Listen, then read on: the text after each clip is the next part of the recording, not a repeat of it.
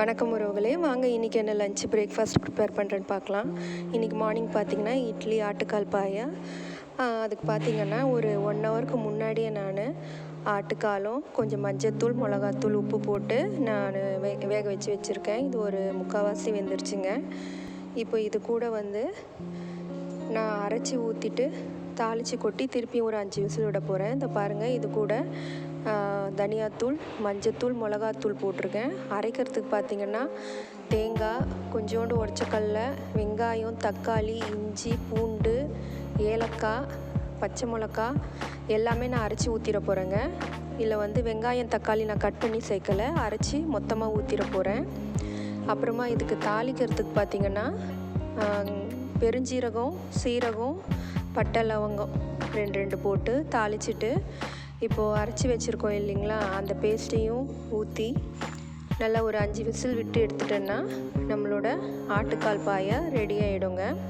இதை பாருங்கள், 5 விசில் விட்டு இன்னொரு பவுலுக்கு நம்ம ட்ரான்ஸ்ஃபர் பண்ணியாச்சு. இப்போ அதே குக்கரில் தாங்க நம்ம சிக்கன் கிரேவி பண்ண போகிறோம்.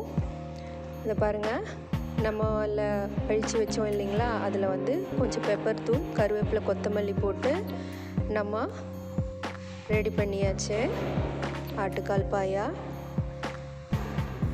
பாருங்கள் எவ்வளோ நல்லா வெந்து வந்திருக்கு பாருங்கள்.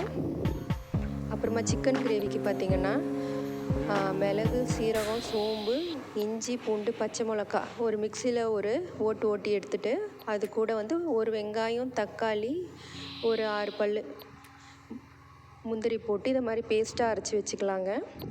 அப்புறமா நம்ம இந்த குக்கரில் சிக்கன் எடுத்தோம் இல்லையா, அது கூட மஞ்சத்தூள், மிளகாத்தூள், தனியாத்தூள், உப்பு சேர்த்துட்டு நம்ம அரைச்சி வச்சுருக்க அந்த விழுதையும் இது கூட சேர்த்துக்கலாம். இப்போ நம்ம இதை வதக்கி செய்யலைங்க, அப்படியே நம்ம விசில் விட்டு தான் செய்ய போகிறோம். அப்புறம் ஒரு 2 வெங்காயம், தக்காளி கட் பண்ணி சேர்த்துட்டு கொஞ்சம் தண்ணி ஊற்றி ஒரு 3 விசில் விட்டு எடுக்கலாம். இந்த பாருங்கள், தண்ணி சேர்த்து வேக வைக்க போகிறேன். சாதம் வடித்தாச்சு, ரசமும் ரெடி ஆயிடுச்சுங்க. இதுவும் சிம்பிள் ரசம் தாங்க. தக்காளி, புளி எல்லாத்தையும் ஒன்றா அரைச்சி ஊற்றி தாளித்து பண்ணுறது. ரசம் ஏற்கனவே போட்டிருக்கேன். இதை பாருங்கள், இது 3 விசில் வெந்து வந்ததுக்கப்புறமா கரம் மசாலா, பெப்பரு, மல்லி இலை, கருவேப்பிலை எல்லாம் போட்டு கொதி விட்டு கொஞ்சோண்டு பெருஞ்சீரகம் தாளித்து கொதி விட்டு இறக்குனா நம்மளோட சிக்கன் கிரேவி ரெடி ஆகிடுங்க. இது பார்த்திங்கன்னா இட்லி, தோசை, பூரி, சப்பாத்தி, ரைஸ் எல்லாத்துக்குமே நல்லாயிருக்கும். வாங்க மார்னிங் டிஃபன் பார்த்துக்கலாம். பையனுக்கு டிஃபன் கொடுக்க போகிறேங்க. இட்லியும் ஆட்டுக்கால் பாயாவும் தான் மார்னிங் டிஃபனுக்கு. லஞ்சுக்கு ரெடி ஆயிடுச்சு. இதை பாருங்கள், சுட சுட ஒயிட் ரைஸ், முட்டை, தக்காளி ரசம்,